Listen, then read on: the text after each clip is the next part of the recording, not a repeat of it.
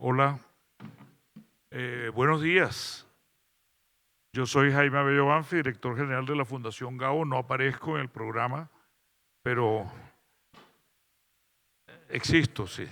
Entonces por eso también me ponen, y yo lo hago feliz, a abrir sesiones de manera especial porque hay temas importantes que anunciar.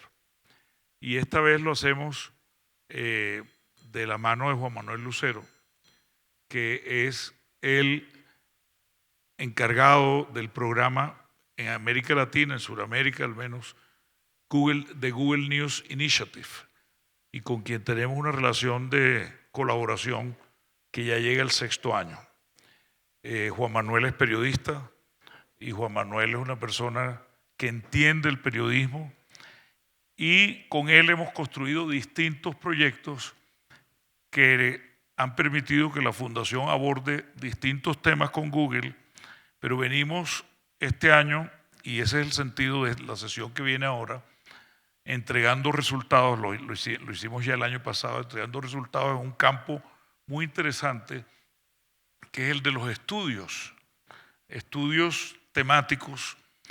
Este año, como bien saben, se va a presentar por parte de la mesa que sigue a continuación, y sobre todo de nuestro maestro, consejero y directivo Germán Rey, que llevó la dirección, la segunda fase del hormiguero, el estudio sobre medios nativos digitales.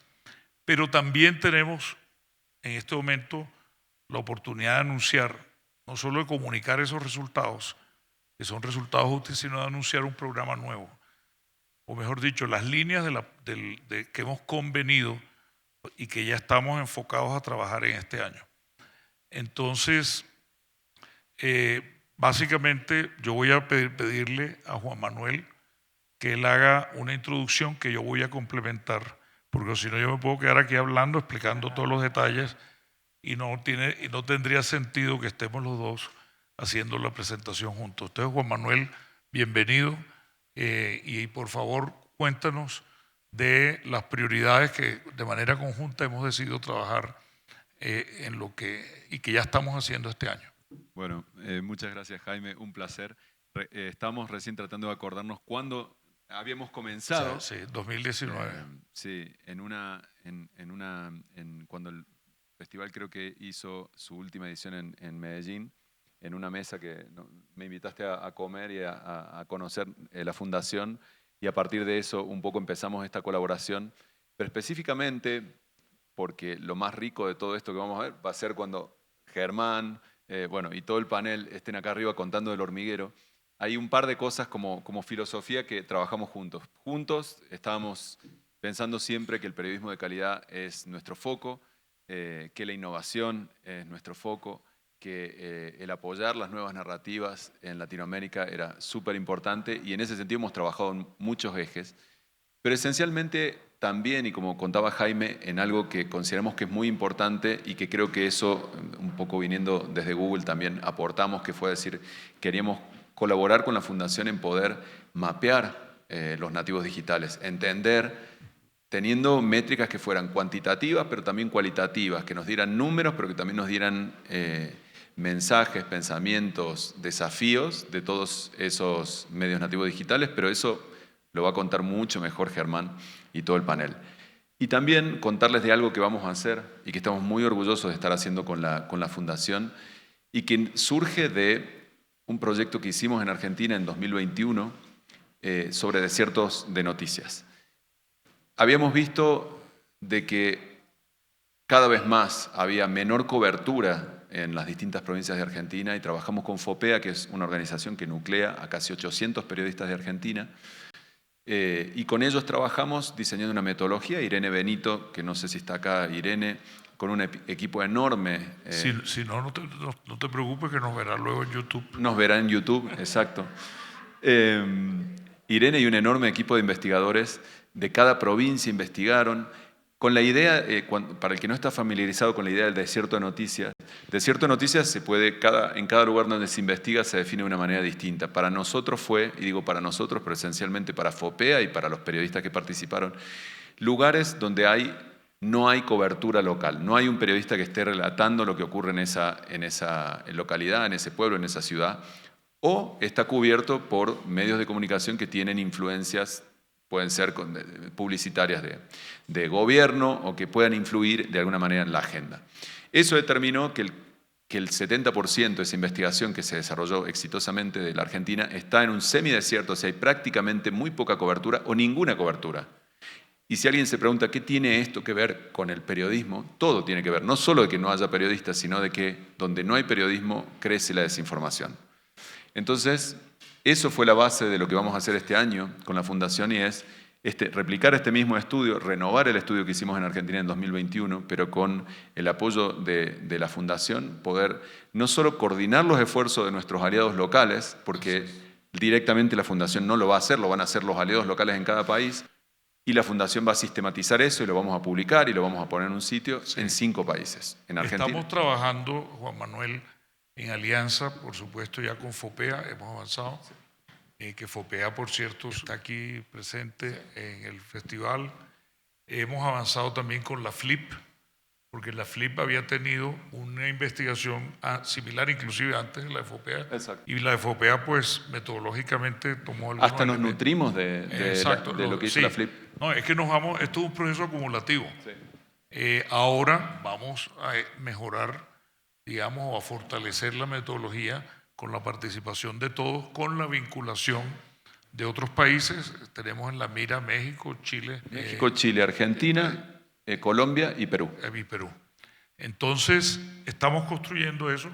Y lo otro es que vamos a seguir con nuestras actividades de impulso, formación, el liderazgo de los medios nativos digitales. Yo quiero simplemente, para no alargar más, porque el panel es lo que empieza a aportar, hacer un énfasis en 2 aspectos.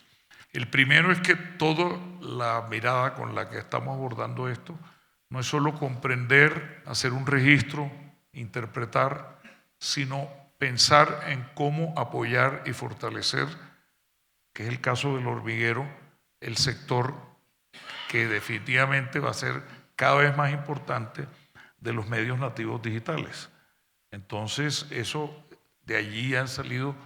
Lo mismo va a ser con el tema de los desiertos informativos. No se trata de hacer un diagnóstico, se trata de generar propuestas de cómo fomentar a nivel de todas nuestras áreas donde se requiere ese periodismo local. Todo esto hace parte sin duda de un camino que nos llevará a profundizar más allá del estudio en la búsqueda de soluciones y además yo diría que esto se está dando, porque estoy viendo en Estados Unidos, también estos días se lanzó un proyecto en ese sentido, creo que con la agencia AP, en Europa creo que también. Es decir, esto es un tema en que es interesante ver cómo se está viendo en otros continentes y cómo hacemos para hacer todas esas retroalimentaciones, porque en todo caso vivimos una era de periodismo en transformación y definitivamente lo que necesitamos, y ese es el sentido del Festival Gao y de la alianza que tenemos con Google News Initiative, que yo quiero agradecer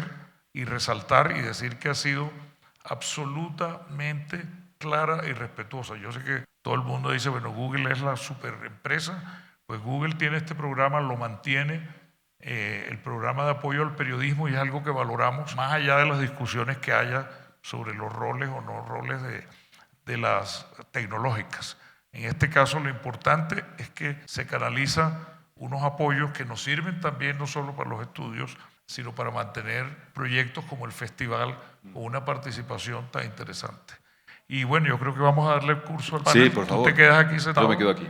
Yo me llevo, le pido a producción que traiga otra botella porque me fui tomando una. Y Jennifer Ávila, que es la ganadora del Premio Gao Excelencia del año pasado, ha venido desde Honduras y nos va a acompañar. Por favor, Jennifer.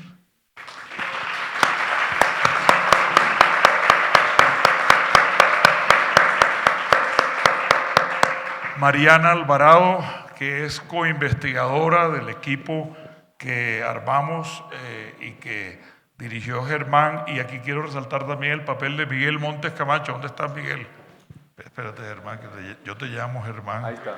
Sí, lo llamo. Y ahora quiero decirles o compartir con ustedes algo que es muy íntimo y es, una vez más este estudio me confirma que me siento muy cómodo.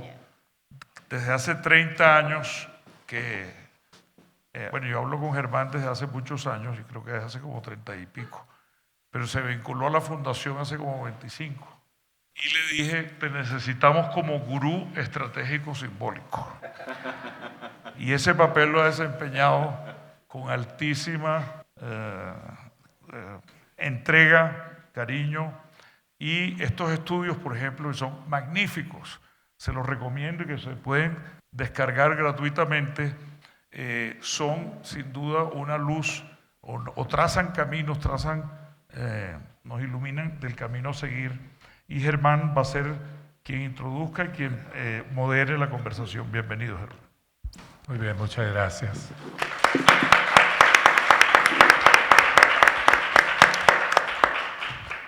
Bueno, venimos a hablar de hormigas y de hormigueros. Este trabajo que fue realizado por la Fundación Gabo con el apoyo de Google News Initiative ha abarcado 19 países. Hemos hecho en 2 momentos el estudio y podemos decir que hoy hemos finalizado el mapa de Juan Manuel nos ha hablado ahora y que fue una intención desde el inicio. Más tarde le voy a preguntar cómo es hacer mapas, porque lo que vamos a contar ahora es cómo volvemos de una expedición, porque lo que hemos hecho es una expedición. Mis últimos 5 viajes, todos han sido a la selva de Colombia que no conocía. Y a mi edad, irme para la selva, recorrer ríos, ir a ver petroglifos, ir a hablar con comunidades campesinas que habían sido asolados por narcotraficantes o por otras fuerzas ilegales, ha sido una lección insuperable para mí. Pero esta también, por supuesto, porque es retornar y hablarles como si fuese retornar de una expedición de la que venimos muy alborozados de lo que hemos visto, porque lo que hemos visto finalmente es una reconsideración del periodismo. Lo que hemos visto es una transformación del mapa del periodismo a través de unos medios pujantes, con perspectivas de nuevas narrativas. Lo decía también Juan Manuel, que era objetivo de su visión de periodismo. Retornamos de observar los énfasis y queremos contarles. Lo demás está contado en el informe, pero quisiera iniciar con mencionar algunos de esas hormigas para que estuvieran aquí. Ya hay hormigas aquí, por supuesto, en el escenario.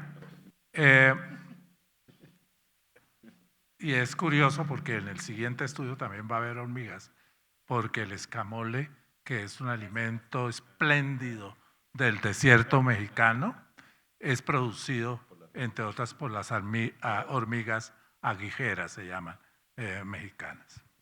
Bien, Malvestida de México, Postdata de Cuba, Ojo a mi pisto de Guatemala, Casamacondo, Cola de Rata, Agenda Propia de Colombia, Agenda Baudó, que está la exposición de Colombia, y Vorágine, La Posta de Ecuador, Sálvese quien pueda de Perú, La vida de Nos de Venezuela, El Auditor Info de Argentina, Guardiana de Bolivia, El Desconcierto de Chile, Delfino de Costa Rica, Reportar sin Miedo de Honduras, en la Web de la Salud de Panamá, Amenaza Roboto de Uruguay, El Otro País de Paraguay. Todos ellos medios nativos digitales informativos. Bien, 3 cosas para iniciar la conversación. La primera es que entonces hemos abarcado todos estos países e incluso las hormigas llegaron hasta los Estados Unidos. Y ya tendremos aquí una historia de lo que significa que aquellos que andan por los caminos de toda América hasta los Estados Unidos, que aquellos que transitan en la bestia, el famoso tren,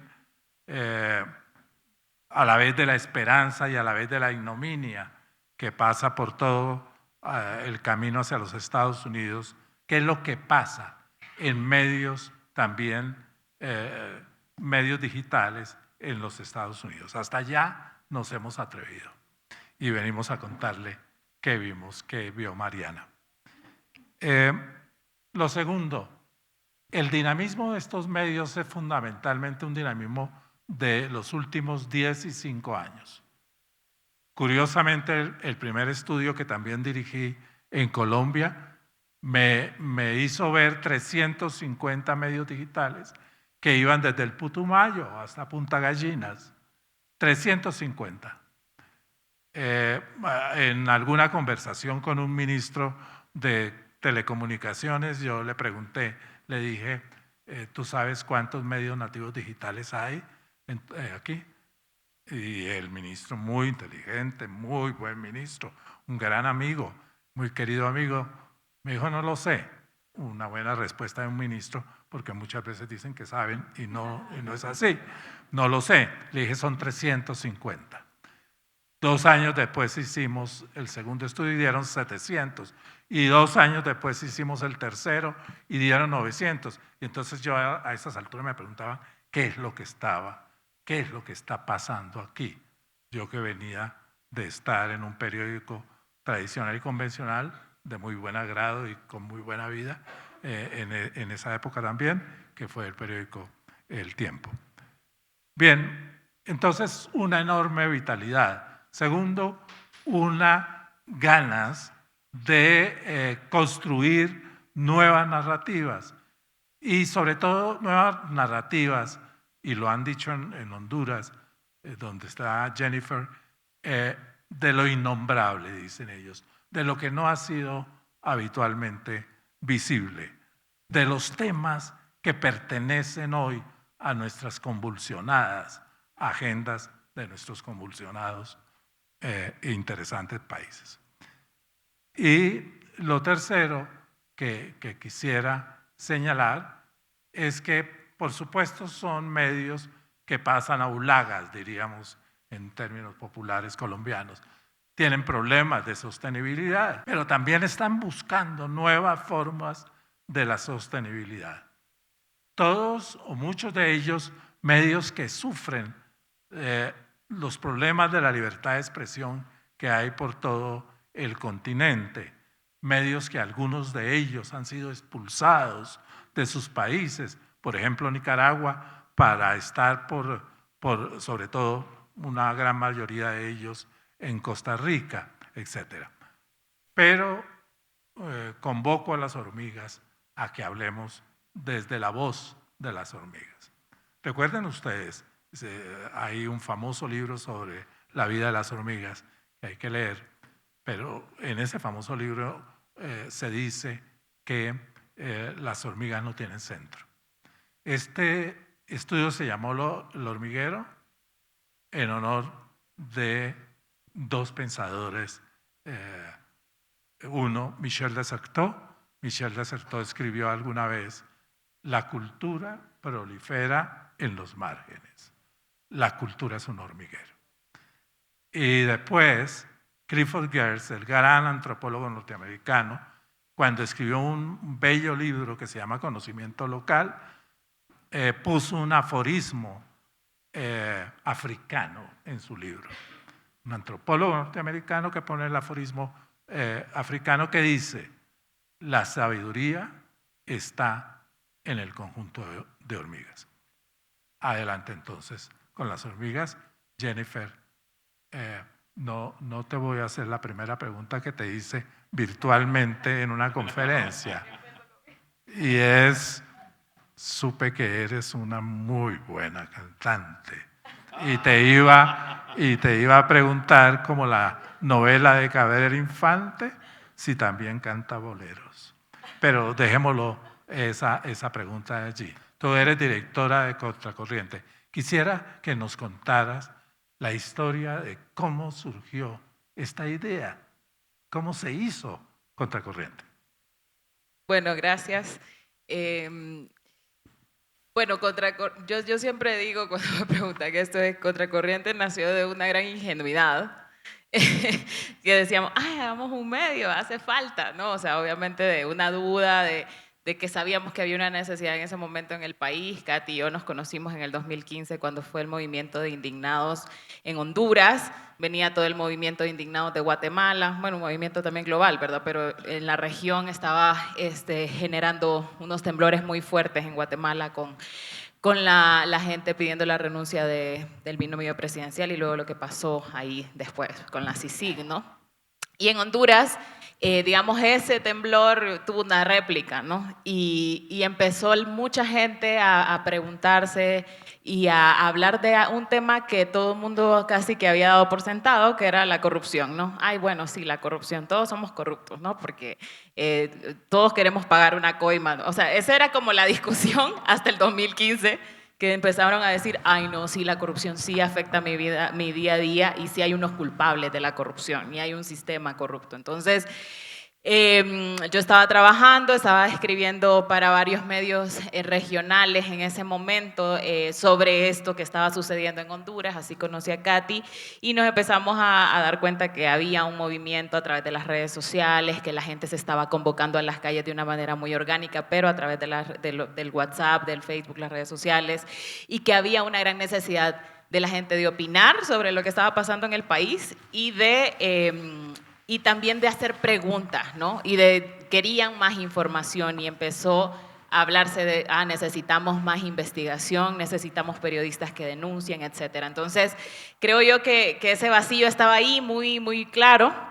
Y dijimos, bueno, hay que hacer un medio investigativo. Ya estaba El Faro en El Salvador desde hace muchos años, ya conocíamos ese medio, conocíamos otros medios independientes e investigativos en la región y sentíamos que en Honduras no había algo así. Entonces, ante esa necesidad, pero también pensando que, bueno, o sea, es el internet, o sea, ¿qué tal? No nos va a salir tan caro, no necesitamos ser millonarias para hacer esto. Sí, éramos muy ingenuas. Inocentes.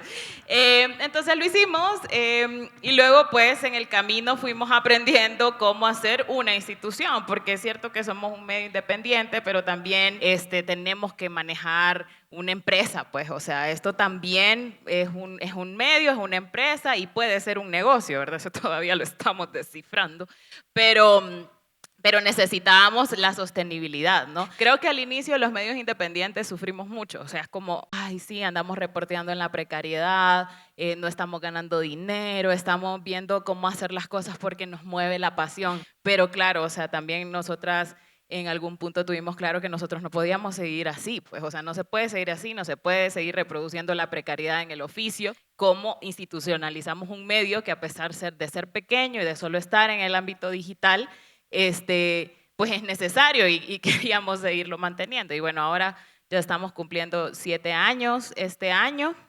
sobreviviendo cada año, tratando de reinventarnos y entendiendo también como muchas cosas que hicimos mal, como aprendiendo las lecciones de, uy, esto lo hicimos mal, esto no era como debíamos comenzar, ¿no? O sea, cosas que no habíamos pensado al inicio, ¿no? Como justamente institucionalizarnos como medio. Y que ahora pues estamos trabajando mucho por eso, ¿verdad? Entonces, cada año nosotras hacemos una revisión de cómo vamos cuáles son las líneas de investigación, como cuáles son las cosas que queremos contar, pero también cómo vamos a involucrar a la audiencia, porque también Contracorriente, cuando nacimos dijimos no solamente queremos ser un medio, sino queremos ser una plataforma para que haya una nueva generación de periodistas, porque también esa era otra necesidad que nosotras identificamos, como sí necesitamos una comunidad, no queremos yo ya había sido freelance de alguna manera, no queremos ser como los periodistas estrellas nada más y el freelance y escribir solo las mejores historias de Honduras, sino cómo hacemos esto en equipo. Y eso también fue como otra línea en la cual nosotros invertimos bastante para poder generar esto, ¿no? Discusiones, formación para periodistas jóvenes, para estudiantes, y para gente que no es periodista y que quiere opinar, porque justamente eso era una de las necesidades que habíamos identificado en el 2015. Entonces, entre esas dos líneas, ¿no? De hacer periodismo de investigación y aportarle a una nueva generación de contadores y contadoras de historias, pues hemos estado en estos 7 años, creo que con altos y bajos, pero bueno, eso es un poco lo que hemos hecho en este tiempo. Muy bien, muchas gracias. Después vamos a explorar algunos temas relacionados con la agenda y cómo están trabajando, etc.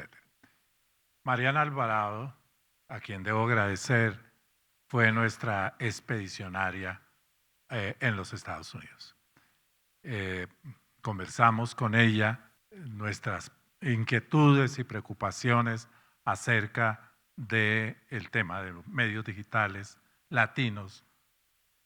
Había una discusión inicialmente, o no discusión, conversación sobre si latinos o hispanos, más conocidos a veces como hispanos, pero bueno, toda la corriente máxima, el 99% de la migración hacia Estados Unidos es latina, o la consideramos del continente latinoamericano, más que hispana.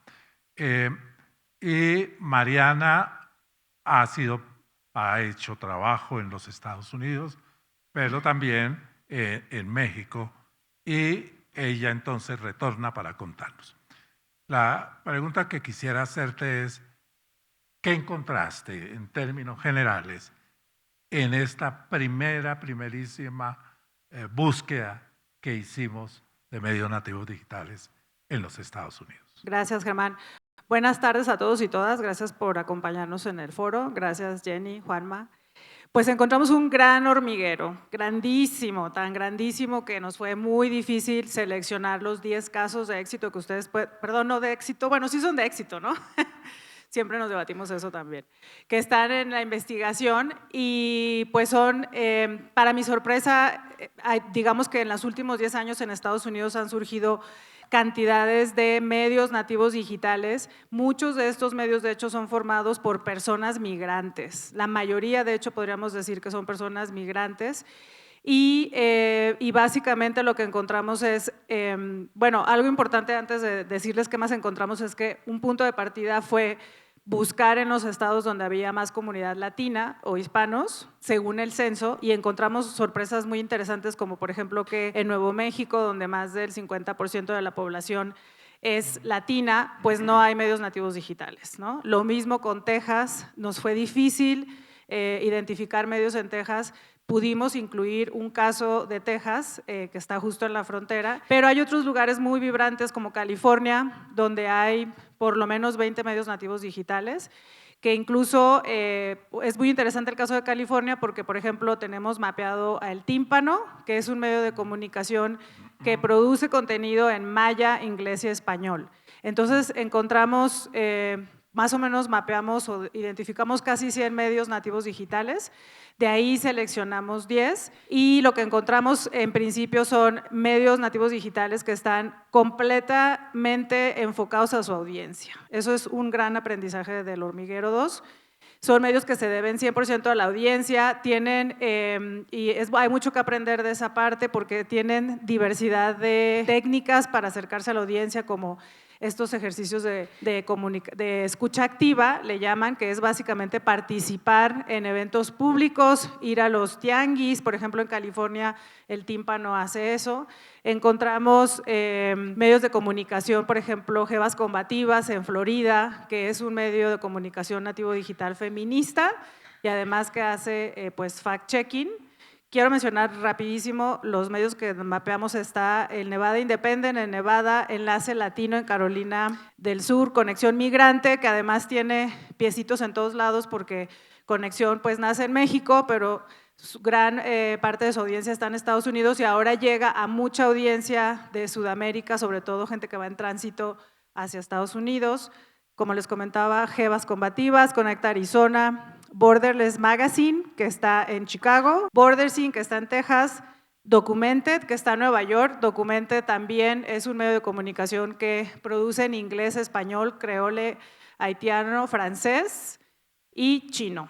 Entonces, encontramos una variedad de medios que no solamente producen en español y en inglés, pero además en otros idiomas, porque están tan enfocados en su audiencia que están justamente atendiendo las necesidades de la audiencia a través de, pues, del lenguaje, ¿no?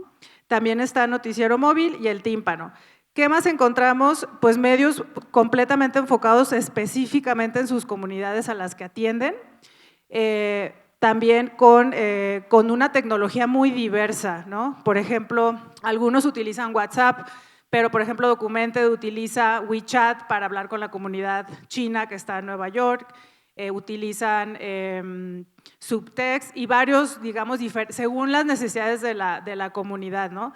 Por ejemplo, hay otro medio que utiliza, de Nevada Independent, se comunica con la audiencia por mensajes de texto, porque bueno, nos dicen que muchas personas pues no tienen la posibilidad de una computadora, sabemos que son pues comunidades migrantes, entonces buscan las maneras de comunicarse con las audiencias. Y algo que a mí en lo personal me dio mucho gusto ver es que estamos hablando de redacciones muy incluyentes. Eso quiere decir que muchas de las personas que están en estas redacciones son migrantes, pero también estos medios nativos digitales se preocupan mucho por tener personas indígenas, personas de la comunidad LGBTIQ+, y eso porque ellos hablan de que sí, la idea es tener contenido diverso y cubrir a esta comunidad vibrante en Estados Unidos, pues hay que ser pues incluyentes, ¿no? Entonces, la verdad es que hace 10 años yo viví 12 años en Estados Unidos, no había nada de esto. Entonces, para mí retornar, la hormiguita que retorna a Estados Unidos a ver qué está pasando, fue de verdad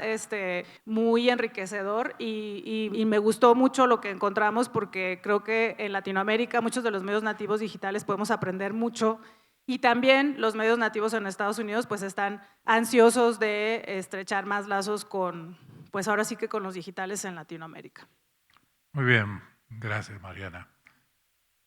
Es interesante saber que en la sala hay claramente varias hormigas, pero bastantes. Lo segundo es que una de esas hormigas es nuestra querida integrante del Consejo Rector del Premio Gao de Natalia Viana de Brasil. Así que ha sido además una colaboradora de este proceso porque una de nuestras preocupaciones era cómo entraría Brasil al estudio. Y fue a través de una organización que ya hay en Brasil de medios nativos digitales, Azure, que pudimos tener un aporte de lo que está sucediendo en ese país inmenso, diverso, importantísimo para el diálogo con todos los otros países de América. Ya no hablamos solamente de un estudio de América Latina o de Suramérica, sino un estudio de América. Y sabrán todos que las hormigas aguijeras a las que recurrí con mucho respeto al comienzo de la conversación son primas hermanas de las hormigas tambochas que están presentes activamente en la novela La Vorágine que estamos celebrando en este año en Colombia. Muy bien. Juan Manuel, yo tenía las mismas ganas de hacerte la pregunta que ya tú contestaste y que te hizo Jaime, pero es que siempre… Pensé que me iba a preguntar sobre cantar. Bueno, sé que si sigo aquí, de pronto lo que queda es un trío o un conjunto de canción, que sería bellísimo. Todo eso hacen las hormigas. ¿También cantan? Bueno, hay chillido de hormiga, claro, o cantos. Perdóname decir eso de chillidos, porque Humboldt, cuando pasó por el norte de Colombia, dijo, aquí se dice que las aves de esta parte del mundo no cantan, sino que graznan. No he oído cantos más bellos que en las costas del Caribe, cerca del Uruaco. Así que no son chillidos los de las hormigas, perdón, son polifonías, son dodecafónicas son las hormigas, son Stockhausen. Bien, Juan Manuel, tú eres Google, o de Google, perdón. ¿No me crees una crisis identitaria en este momento, por favor? Tú trabajas en Google, que eres nuestro patrocinador. Sería muy bueno que preguntarte sobre qué está interesado Google en un estudio como este. Sí, del mismo modo que contaba que vamos a hacer este estudio sobre desiertos informativos, es pasar un poco de la intuición a la certeza a partir de un estudio que nos dé métricas, pero también nos dé ideas, nos dé voces diversas para entender cómo un territorio tan unido por una lengua y tan diverso también tiene desafíos muy comunes y muy disímiles en nuestros países, pero tener esa métrica para poder, desde nuestro lado, poder orientar nuestras iniciativas a dar apoyo en todos esos lugares donde vemos que hay más desafíos y identificar también desafíos comunes. Entonces, en la primera idea, cuando empezamos a hablar de hacer un estudio, fue eso, entender cómo era el universo, el ecosistema que estaba en nuestra región, quiénes eran, en dónde estaban, qué estaban haciendo, por qué hacían lo que hacían, qué desafíos tenían. Y lo hicimos parcial porque fue un experimento, digamos, de ver cómo lo podemos llevar a cabo con la metodología que elaboraron junto con el equipo que lideró Germán. Salió muy bien, nos dio mucha información, nos permitió entender y reorientar parte de nuestros programas y nuestra inversión para poder dar apoyo en ciertos lugares y en ciertas zonas donde antes ni siquiera habíamos podido llegar porque ni siquiera sabíamos que había esos medios. Entonces, del mismo modo, cuando hagamos este estudio de desiertos informativos, también nos va a dar una pauta y nos va a ayudar en el futuro a poder entender dónde canalizar parte de nuestras inversiones. Pero volviendo al hormiguero, fue una fuente de cosas que hemos hecho en el futuro, porque el proyecto Antena, la red que se ha creado a partir del desarrollo de esta investigación, también es importante. Es decir, de estos casos que seleccionaron, han participado de clases, de mentorías, de apoyo, teniendo en cuenta lo que se descubrió en esa investigación. Entonces, la investigación es una fuente de información vital, no solo para la Fundación, no solo para nosotros, sino también para otras organizaciones que han descubierto a partir de esta investigación periodistas, medios, iniciativas, coberturas, reportajes, artículos, podcasts, que se están produciendo y que tenían una capa de invisibilidad que está marcada porque uno tiene la capacidad de hacer lo que uno hace en su territorio y no puede hacer tanto más tampoco. Entonces, de ahí viene que la Fundación pudiera, a partir de esta investigación, darle visibilidad a ese trabajo y a partir de eso ir construyendo encima de eso. Entonces, esa red que se ha construido y que el año pasado, no recuerdo bien si fueron, creo que 12 periodistas que fueron hasta Argentina a tener, ¿fueron 12, Silvia? 16 periodistas que viajaron hacia Argentina, que habían sido identificados dentro de la primera investigación. Tuvieron clases, visitaron medios, pero sobre todo lo más importante que nosotros hemos descubierto y que es una verdad evidente para todos, pero que en nuestra región las redes son muy importantes. Las redes, nuestra identidad cultural está muy atada al desarrollo de redes y las redes terminan sirviendo de contención. En otros programas veo a las chicas de Sembra Media que están acá, a Floria Nay, con las que desarrollamos un programa de apoyo a mujeres emprendedoras hermoso que se llamó Metis. Y yo digo, a lo mejor ellas resaltarían otra cosa, pero además de la capacitación, la mentoría y de todos los impactos que tuvo eso, yo diría que la red que se construyó de apoyo a partir de la identificación de desafíos comunes fue lo más poderoso. Entonces, creo que aquí en el hormiguero pasa un poco lo mismo y es parte del valor de lo que se ha generado a partir de la investigación que generaste, Germán, y de lo que nosotros también queremos apoyar, que es poder tener datos, sobre esos datos construir programas y que les sirvan no solo a nosotros, sino a otras organizaciones que también hacen inversiones que tienen que ver con el periodismo, para poder apoyar y sobre todo para poder ver. Y no había esa visibilidad y estamos muy, muy contentos y muy orgullosos también de haber sido parte de este proyecto. Muy bien, gracias, Juan Manuel. Jennifer, llevas 7 años contracorriente, es un número cabalístico, 7. ¿Cuál sería, digamos, el suceso informativo o la experiencia informativa que tú resaltarías en estos 7 años de Contracorriente? ¿Alguna? Es difícil, pero resalta. Qué difícil. Oh, no. Sí. Yo siempre resalto al menos los trabajos de gran impacto que nosotros hemos tenido han sido trabajos en colaboración con otros medios del mundo, o sea, participar en Pandora Papers, crear y co-crear la sala de redacción regional, contar los autoritarismos, contar el tema de evasión fiscal, etcétera, de manera más regional, ¿no? Y global incluso, eso creo que han sido de las cosas que más nos han, digamos que más impacto hemos tenido, pero definitivamente, o sea, el centro creo yo que ha sido nuestras investigaciones sobre narcoestado en juicio, eso sí fue algo pues completamente nuestro, tenemos una herramienta para que la gente pueda leer en español los documentos de los juicios en Nueva York, que son más de 15 personas procesadas en Estados Unidos por narcotráfico. Eso nos permitió no solamente decirle a la gente que ellos pueden tener acceso a esos documentos y dárselos traducidos, sino también darles un análisis propio desde Honduras, ¿no? De cómo se ve el narcoestado en el país.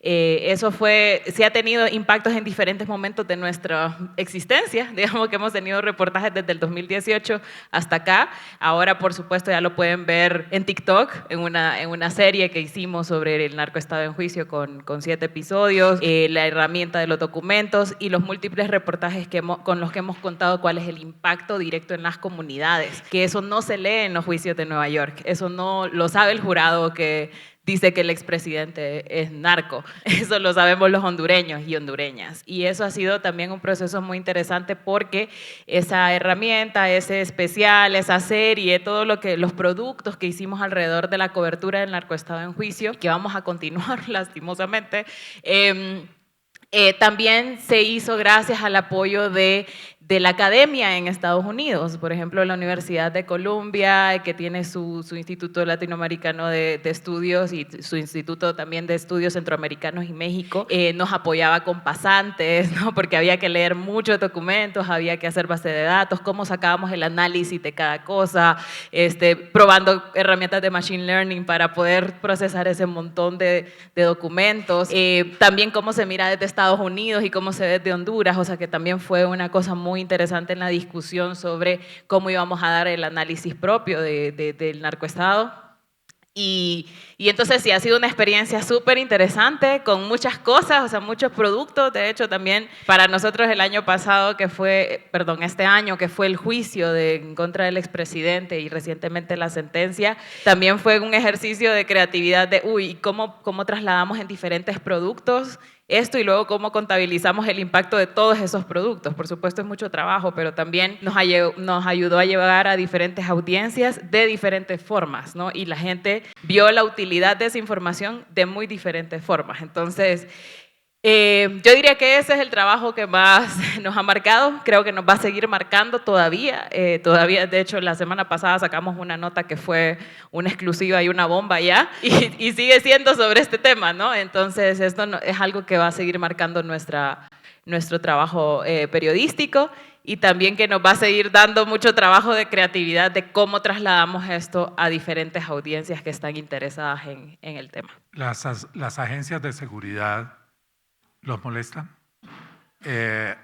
O sea, si están contracorriente y si la corriente a la que se oponen o analizan mejor es nada menos que el crimen organizado y el crimen ubicado en la propia estructura del Estado, ¿tienen problemas? ¿Cuáles son los problemas habituales que ustedes tienen? Sí, con todos tenemos problemas. Bueno, sí, lastimosamente cuando hablamos de un narcoestado o de una cleptocracia, estamos hablando de actores muy poderosos que trabajan en contubernio para que el crimen organizado sea lo que prevalezca o para que el país sea un país de impunidad, ¿verdad? Entonces hay muchos actores desde sectores, desde parte del sector privado, desde parte del gobierno, desde parte, por supuesto, de grupos de crimen organizado que son una amenaza amenaza constante al momento de reportear, ¿verdad? En los territorios, que hay lugares donde no hay garantía de seguridad, ¿no? O sea, que eso ha sido como de las cosas más difíciles, por ejemplo, cuando decimos, vamos a esta comunidad específica que fue afectada por este narco, sabemos que ahí hay estructuras de ese narco y que va a ser muy difícil hablar con la gente sin ponerle en riesgo, sin ponernos en riesgo a todos nosotros. Sí hemos tenido que usar muchísimos mecanismos para poder reportear en estas zonas. También hemos tenido y es lo que decía al inicio, ¿no? En el proceso de institucionalizar, o sea, tenemos un montón de protocolos también de seguridad para protegernos legalmente por demandas, que justamente en estos casos, ¿no? de juicios, de cosas que estamos cubriendo, también tenemos que estar súper protegidos de manera legal para que no haya una forma en la que nos puedan cerrar o nos puedan desmeritar una publicación, etcétera. Y luego, recientemente, todavía peor, el tema de las campañas de desprestigio, ¿verdad? Que eso obviamente en un país como Honduras o en Centroamérica en general, si hay un llamado del gobierno a que somos enemigos públicos, o sea, eso inmediatamente se traslada a la calle, ¿no? Y eso definitivamente nos pone mucho en riesgo. Entonces hemos tenido que hacer muchas alianzas y que sin esas alianzas no podríamos cuidarnos, o sea, alianzas que nos indican qué tan alto está el riesgo para ir a un lugar, qué tan alto está el riesgo de imagen también, o sea, en el tema de las campañas de desprestigio, cómo eso nos puede afectar directamente, cuáles son las posibilidades de que nos cierren, etcétera, ¿no? De que cierren también nuestros espacios.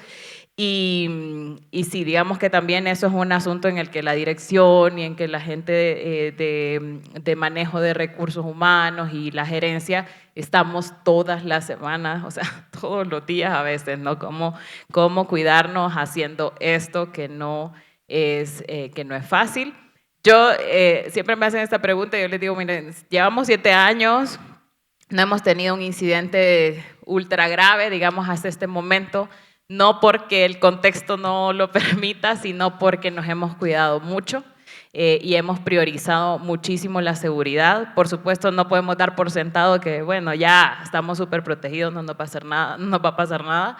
Estamos tratando de actualizar nuestros protocolos de acuerdo a las amenazas que vamos recibiendo, pero sí es un trabajo que es más de 8 horas, digamos, para el resto para la gente que estamos dirigiendo Contracorriente. Gracias, Jennifer. Mariana, de los medios que analizaste, ¿cuáles te sorprendían más o mejor dicho, qué asuntos de esos medios te sorprendieron cuando los analizaste, cuando viste? Gracias, el Germán. Conjunto. Algo que se me pasó mencionar anteriormente es que casi todos estos medios del que están contados en el hormiguero fueron medios que surgieron cuando ganó Donald Trump hace 8 años. Ese fue el gran impulso que tuvieron porque de pronto algunos de estos periodistas, como les decía, son migrantes, entonces trabajaban para medios masivos o medios tradicionales. Y de pronto se dieron cuenta que estos medios pues no estaban cubriendo a las comunidades, por ejemplo, en Enlace Latino, en Carolina del Norte, es Carolina del Norte, nos contaba Paula que bueno, de pronto la gente no tenía información de las redadas, de todo lo que estaba sucediendo con Trump, entonces empezaron a organizarse para crear este medio. Y algo que a mí me sorprendió mucho es que para crear el medio no fue como que de pronto se les ocurrió hacer el medio, sino que hubo un trabajo de meses de hacer consultas con las comunidades a las que sirven, porque necesitaban entender cómo se comunicaban, cuál era la rutina, cuál era la información que necesitaban, y eso es el mismo caso del Tímpano. Es el mismo caso de Documented. En Documented, por ejemplo, nos contaba Nicolás, que es la persona encargada, Ríos, que es la persona encargada de relaciones y marketing ahí en Documented. Documented nace por la idea de 2 periodistas americanos que querían tener un medio que cubriera migración, porque Nueva York, una ciudad compuesta por tantos grupos diferentes de migrantes, no tenía y no hay a nivel nacional, de hecho eso es muy notable en Estados Unidos, pues la cobertura de migración sí existe. Gracias. Sí existe, pero, gracias, pero pues es como muy por encimita o básicamente solamente los medios grandes tienen esta cobertura de migración que, como también sabemos, está muy enfocada más como a las políticas migratorias y no necesariamente a las comunidades. Entonces Documented crea este medio para cubrir migración, pero se da cuenta que realmente no lo están leyendo los migrantes, sino que lo estaban leyendo los abogados, los activistas, etcétera, y hace todo un estudio de mercado para entender qué era lo que la gente necesitaba, y entonces empezaron a hacer estas, por ejemplo, guías cuando empezó el COVID, con preguntas tan simples como, si me hago el examen en un espacio público, ¿me van a deportar? O sea, esas son las preocupaciones de estas comunidades. Entonces, algo que me decía una persona de Borderless Magazine en Chicago, porque esto lo hicimos pues a principios de año, que están muy atentos a lo que va a pasar, y les invito a que estemos atentos también a lo que va a pasar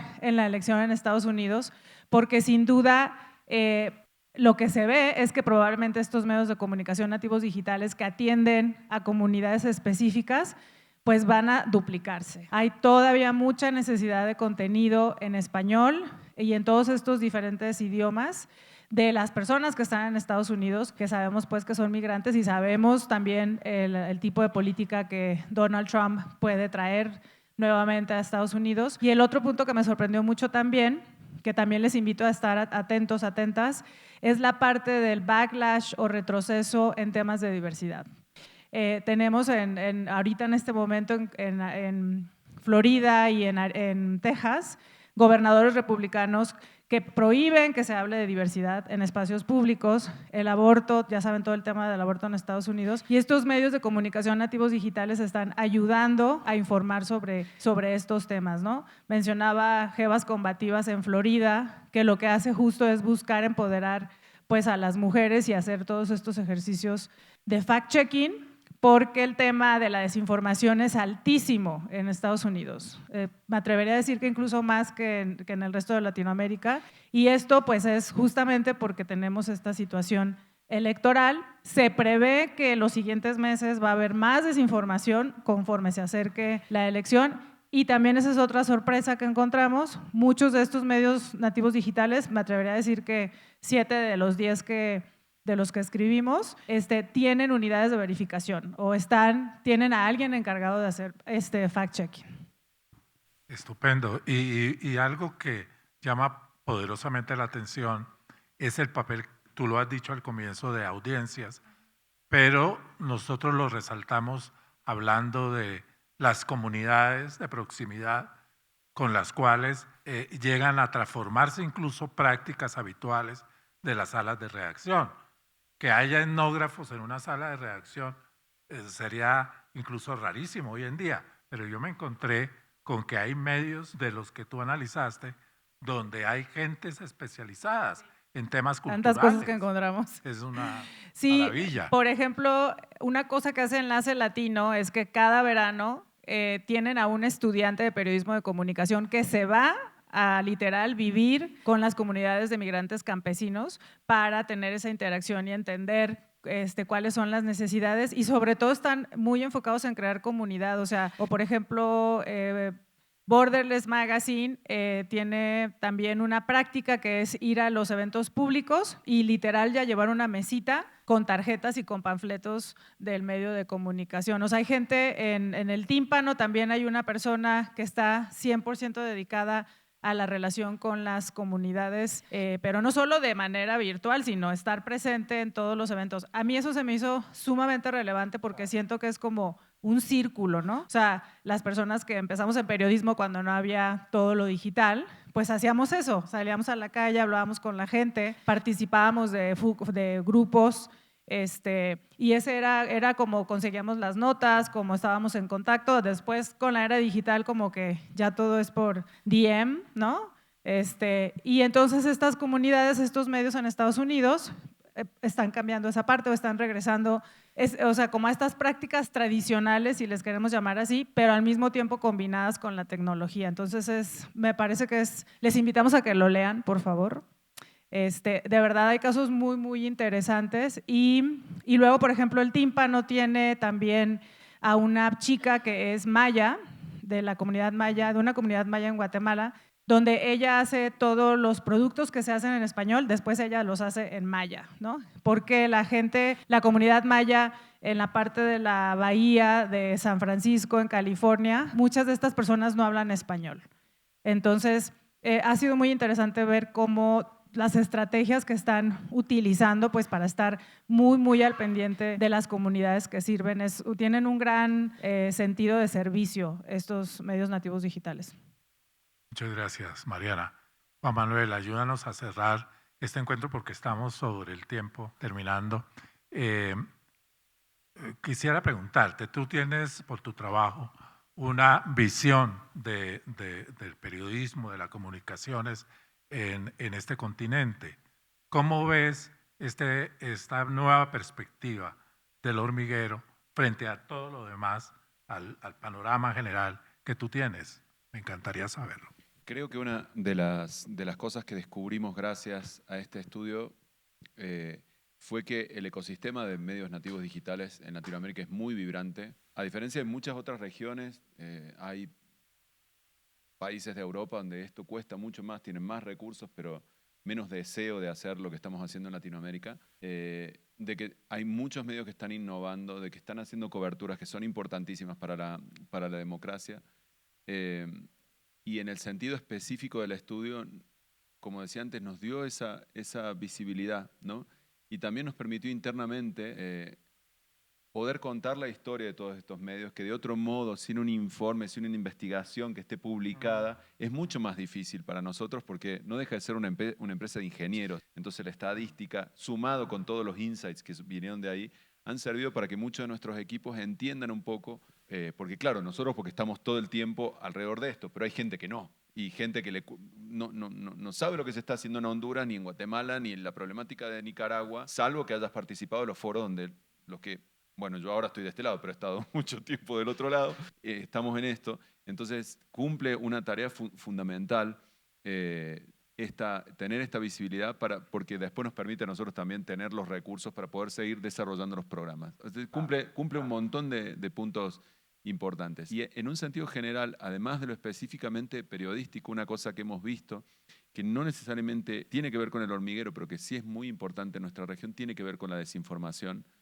Y cómo en muchos países la desinformación no solo afecta a la calidad democrática, no solo afecta a la vida de las personas, sino también se usa para dañar la reputación de los periodistas que están investigando, para dañar a los medios y para generar narrativas en contra del cambio climático, por ejemplo. Y convenciendo a parte de la población de que el cambio climático no es real. Si hay gente que es capaz de creer que la Tierra no es redonda, imagínense si no van a creer hay gente que crea que cuidar la Amazonía no es importante. O sea, sí, hay gente que lamentablemente cree eso. Entonces, vemos como algo muy importante la lucha contra la desinformación también. Y en esto, el estudio nos permite a nosotros, como les decía antes, llevar esos recursos para que estas investigaciones, y por supuesto que entiendo, a ver, no estoy hablando de nuestras limitaciones que son infinitas, porque hay un montón de países no podemos llegar, somos un equipo micro, muy chiquito, te parece que Google es Google, somos un equipo en América del Sur. Ojalá en toda Hispanoamérica somos 6, pero sí nos va permitiendo avanzar y a lo largo de los años, yo llevo 8 años ya, hemos avanzado un montón, no solo en lo que estamos haciendo con la Fundación, sino en lo que hemos hecho con el ecosistema. Hablaba con Damián de la Diaria, donde ellos a partir de un fondo, de un programa que teníamos, desarrollaron un CMS y un CRM, que ahora lo están trabajando con un medio de Colombia para que puedan mejorar las suscripciones. Bueno, esas son lo que a nosotros nos da, más allá de nuestro rol profesional, nos da como orgullo y como alegría de que ocurra, ¿no? De que ese impacto se vea, de que mejora el quehacer en algunas redacciones a través de las distintas programas, productos que tenemos de la tecnología, pero también de la interacción y la colaboración con organizaciones como la Fundación Gabo y por supuesto el liderazgo de gente como vos, Germán, que has hecho esto, no solo aportándole la parte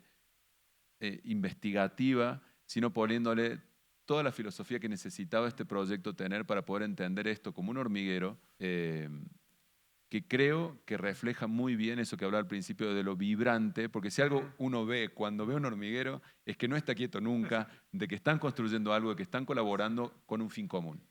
Así que eso yo creo que refleja muy bien también lo que nosotros hemos visto a partir de este estudio. Gracias.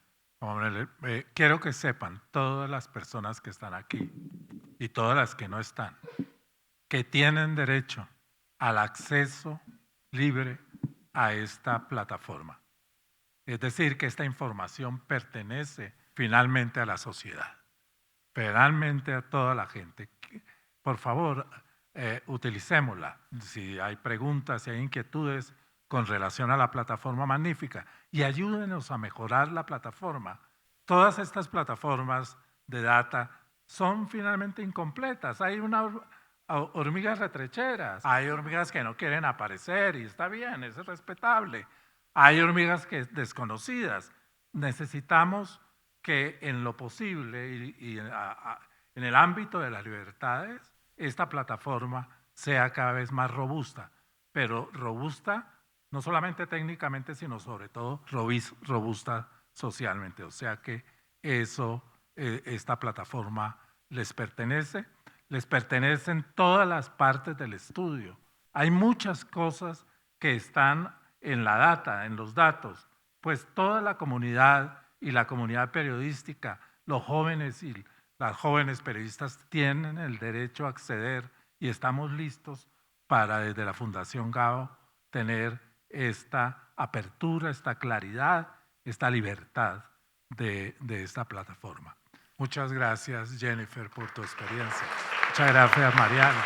Muchas gracias, Juan Manuel. Muchas gracias a todos ustedes.